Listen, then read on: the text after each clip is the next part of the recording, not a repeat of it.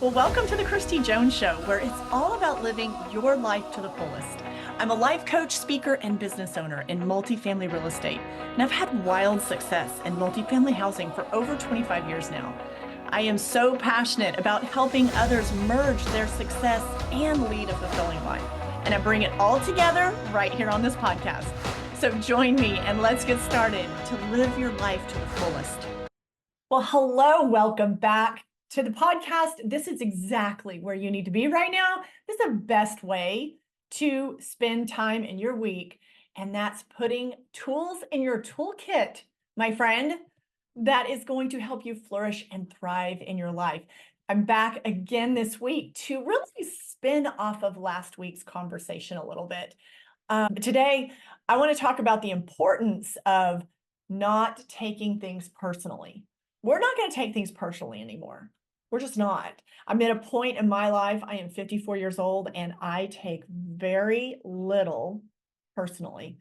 I really do. I take it as a learning opportunity. A lot of times I'll look at like, what can I learn from this? I'm open, definitely open to constructive criticism, open to learning, open to those things. But I just take very little personally. Even I have this ability to, and I had to learn this. So if this is new for you, let me tap the mic. Listen up. I separated myself from my work, meaning I used to really be attached to the outcome of my work. And that I learned this in the time of being in the multifamily housing industry, that I really took personally when things didn't work, when I would have, those things that didn't work out like I wanted it to, like I thought it would, the deal that didn't happen, the sale that didn't happen, the lease that didn't happen, whatever it might be, right? Because we don't all bat 1,000, and that's okay. It's, do you get back up and go again? And I think in that whole process, it was in that time frame, somewhere in like the middle part of my career in that field, that I learned not to take it personal. I had to really separate myself, my value, my worth, and really had to separate that from the outcome of my work. And on the flip side of that, not just the things that don't work out, I had to also create that space from the big wins, the victories. Does that make sense? I hope that makes sense to you, because sometimes we can get too wrapped up in our own accolades and our wins and the things that do work out, right? So really, you have to be able to not take things personally. And that's really going to give you more of an emotional stability, to where there is no highs, and there's not all this high and low and taking things personally and it didn't work, or it did work and I'm so great, or it didn't work and I suck. We're just, that's not going to continue to set up your life for success. So you have to learn to not take things personally. Even in, another example, uh, even in the event that someone gives you feedback, we have to realize that feedback is good. Okay, not all feedback is bad. And I find right now, sometimes in the work environment, it's like, it's almost like, how dare you give criticism, feedback on a project, someone's work. Now, there's a more constructive way to do that, I agree, but even the people in my life that have given me the crappiest feedback, like the harshest way, the most critical way, like, there was still some value I could get from that. I may not like how they were saying it, but I could still pick the nuggets of wisdom out of that to say, okay, what can I learn from this? What is it that I need to hear what they're saying? Like, how do I better deliver the product next time? How do I better deliver the service next time? So we can't just get like so soft that we can't receive the feedback. Okay. Feedback is good. Feedback is good. You have to pick the nuggets that you need from that feedback or from that criticism, constructive criticism, whatever you want to call it. But you got to quit taking things personally. So another way to look at this is, let's just talk about sports. If you played sports, if you were an athlete, then you probably had all time, depending on how long you played and how many years and all the whatever levels you played at, you've had coaches, and you've had some coaches that their job is not to tell you everything is just glorious about what it is you're doing on the court, on the field, whatever. Right? So you've got to learn to receive that feedback and to not take it personally, but to figure out like what I need to retain from this. They may be, coaches. I mean, come on, like if you've had a coach, you've had like me, I mean, you've had all kinds of coaches, right? I mean, just because a coach is yelling and screaming at me, I mean, I was unbothered. Like I just wanted to figure out what it is I needed to get from that information so I could deliver what it is he wanted me to deliver. So I really want to encourage you to get to a place in your being where you're not going to take things personally. And also, like last week, it was a little different spin. I was talking about when you're taking jabs and insults and things like that. In that container, what I was talking about is how to, either respond or don't respond, but really, again, creating that space of being unbothered by the insult, being unbothered by the jab. And so go back and listen to last week if you want to hear my advice on that and how to navigate those moments. But I really want to get to the forefront of this conversation about how you want to get to this space in your life where you are not taking everything that happens so personally. You have to kind of create some space between you as a human and a person of value, and then the work you're putting out in the world or what you create in your home or what you create for your family. Like for instance, if you're a mom or a dad, you might like feel a little underappreciated sometimes. You might take it personal that they are not appreciating what you're dishing out on the dinner table at the end of the day. Quit taking it so personal. Like, just you got to create some space there. When you take everything personal, it definitely puts you on this emotional roller coaster. So I want to kind of get you to like this middle space, right? To where you can not take everything so personally and just look at it more objectively. There are some people, no matter what you say, in fact, had a little brief conversation listening to someone about a work conversation that they had with someone, and how the other person was taking the information and so bothered by it. And it was honestly, when you read the words, it's very factual, it's very matter of fact. I can relate to this in my own life. Like, this is all the sentence said. This is all the message said. This is all the email said, or this is all I stated in that meeting.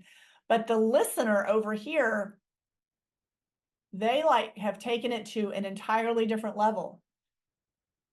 They have received that information in a much different way. They are reading those words on the page, not in an objective way. It's like if you read on paper, the car is red. That is a very neutral comment. The car is red. But somebody's going to come along and read the car is red, and that's going to stir up something in them, right?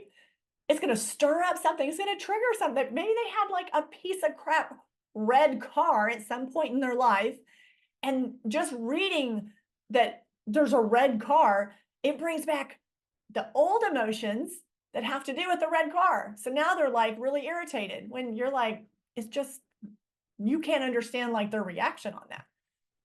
Which takes me to my next thing, and that is to not give your power away and to allow others to disrupt your emotional state. If you do, I want you to take ownership of that. I know you probably don't like me saying that. That's like, Christy, they did me wrong. I'm mad. This person just screwed me over and I'm ticked off. And I am not arguing that they did something that irritated you. I'm not arguing or trying to say that what they did, you know, this isn't like about that. This isn't about them. This is about you. This is about you choosing your response, you choosing your emotional state. And why that matters is because that puts you in the driver's seat. So when we blame others for how we are feeling, when we blame others for how we are responding, do you see the pattern that you are giving? You're like taking your own personal power. If you're watching here on YouTube, you're probably exhausted because I talk with my hands constantly. If you're watching on YouTube, okay, watch my hands. When you are blaming others, you are taking your own power right here, your own personal power, and you're just gifting it to them. You're just, here you go. You will determine how I feel. You will determine my mood. You will determine if I'm pissed off or not. And I'm here to tell you that you are in control of you. They are not in control of your emotions. You get to decide that. You get to decide that. So aside from getting to a space in your life where you're not going to take things personally, that you're going to create, we talked about creating some distance. If we want to relate this to business or our jobs, you're going to create some distance between yourself, your value as a person, and the work that you do.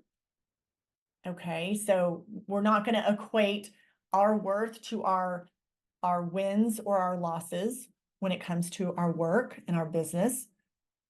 And then I want to go to that next step, and I want to talk about not giving your power away to other people, to let them, we're not going to be blaming someone else for how I feel. Now, I can not agree with what someone did. Like, I don't like how they treated me. I don't like how they responded to me. I don't like whatever that might be. Okay. That I'm not arguing. What I'm telling you to take accountability for is how you feel about that, how you choose to feel about that. If you are pissed off and angry, you're choosing that. Okay. Don't delegate that to someone else and say, they're making me feel this way. I want you to own how you are choosing to feel. I want you to own how you are choosing to feel. We're not going to blame others, and we're not going to look to others. Just same thing if we look at like joy and happiness. Okay, let's flip it up a little bit. We look at joy and happiness, and we're not going to count or require that others do something that you have to give me joy, that you have to make me feel happy, and you have to make me feel joyful. No, that is on you. You are accountable for that for yourself. Someone can do the most amazing, sweetest, kindest favor for you. And you're like, that was so nice that they did that. And they do this amazing favor for you, but you're only going to, you're only going to feel happiness and grateful and joyful about that if you choose it. It's not, they don't gift it to you. You choose that feeling. And it's the same thing. Someone does you wrong, they tick you off, like, you know, all the things.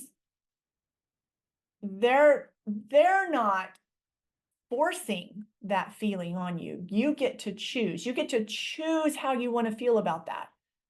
You can not, you can be like, that was a crappy thing that they did. I don't agree with XYZ that they did. But, and then you can decide how you're going to feel about that. I watch too many people walk around in a ticked off, pissed off state, and it is a total waste of time and energy. You are the only one that's going to suffer from that in the long run.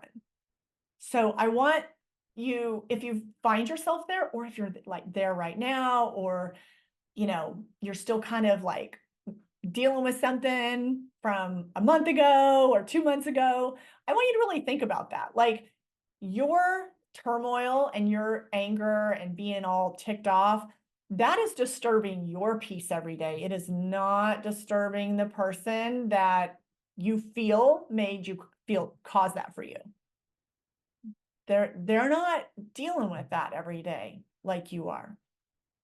So that's why I want you to really don't lose valuable time of your life in that, dealing with anger and being ticked off, because it's not worth it.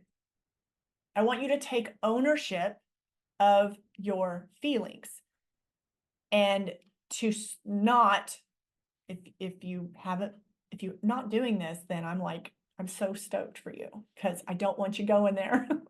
I just really want to bring this to your awareness that we don't want to give our power away to other people and blame them for how we feel, because we own our feelings and we can choose differently at any moment in the day. You can decide, like, right now, you can decide right now that you are going to feel differently than you did 15 minutes ago about whatever situation. You can decide that.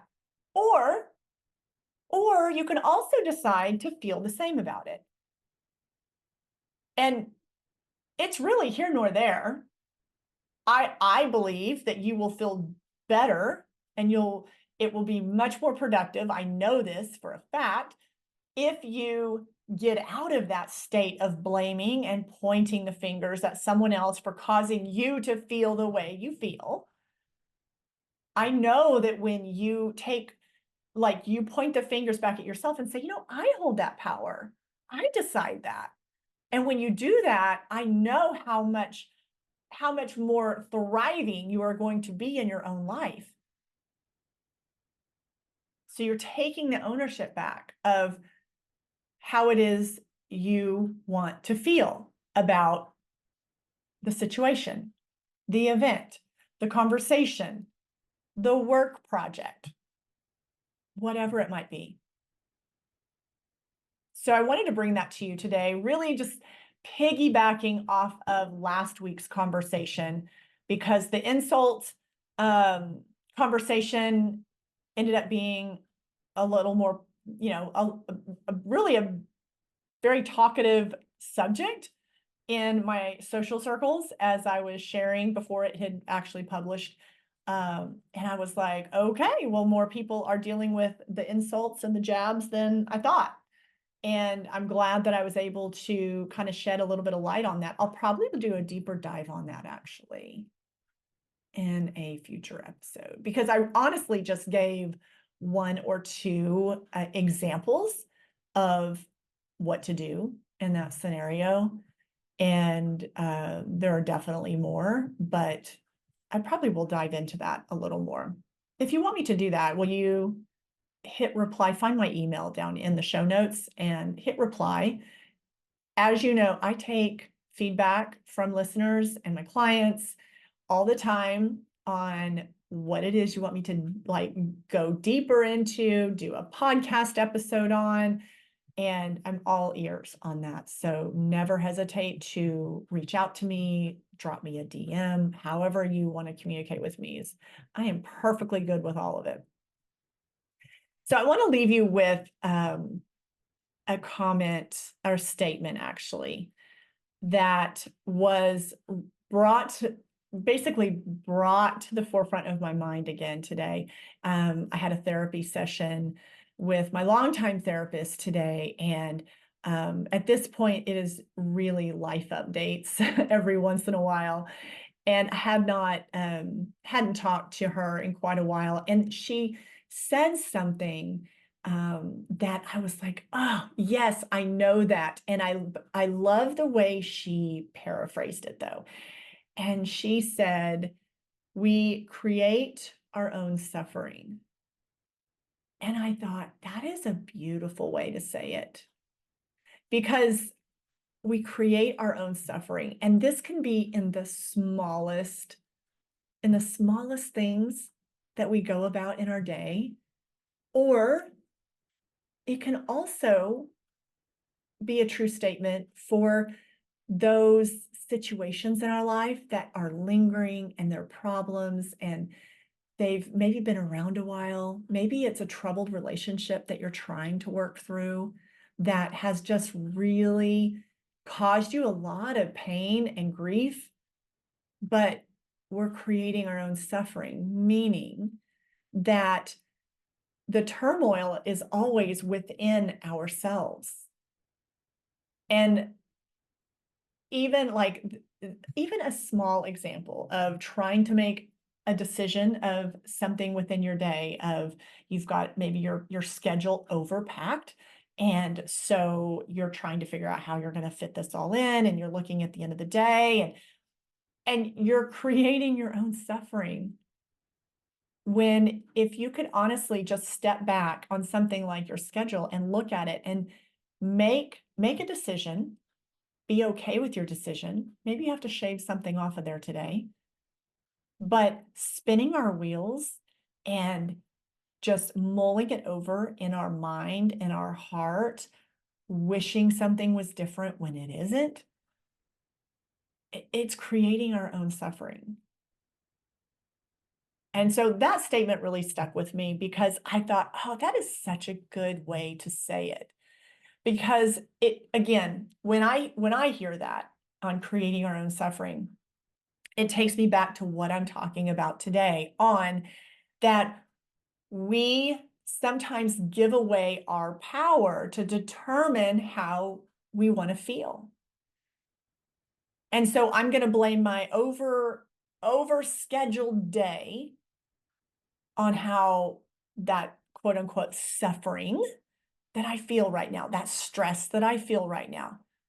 I'm gonna blame my calendar for that, when I could just look at that really jam-packed schedule for that day, and I could choose to look at that differently. I could be grateful that I have so much work in front of me, that I get a purpose-filled day.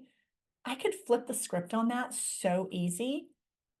And so if I'm looking the way that I was choosing to look at it, like, oh my God, I have so much on here. I can't get to it all. There's just no way. And all the things, I'm creating my own suffering. If I want to look at that differently, or I could adjust something on my schedule, or I could delegate something. And there's a lot of solutions. I think that what I liked about when she was talking about that, and she was reminding me that in all things in life, to remember that term, that everyone owns everyone owns their own emotional state. And I really believe that. I really believe that, because I really believe in the ability to empower ourselves to feel differently, to choose differently, to be differently. And we all have that ability. So I hope this short conversation really empowers you to reflect on your own self and your own life and how you look at some things. And are you,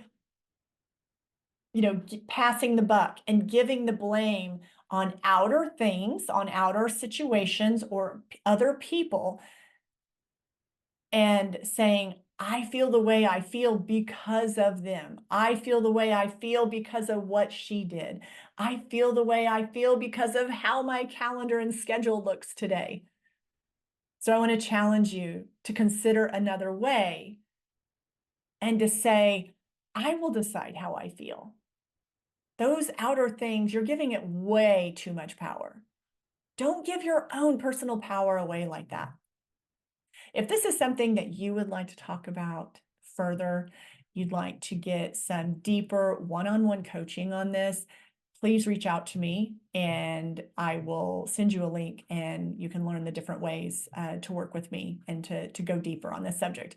All right, well, thank you so much for tuning in this week. Go make the rest of your day fabulous.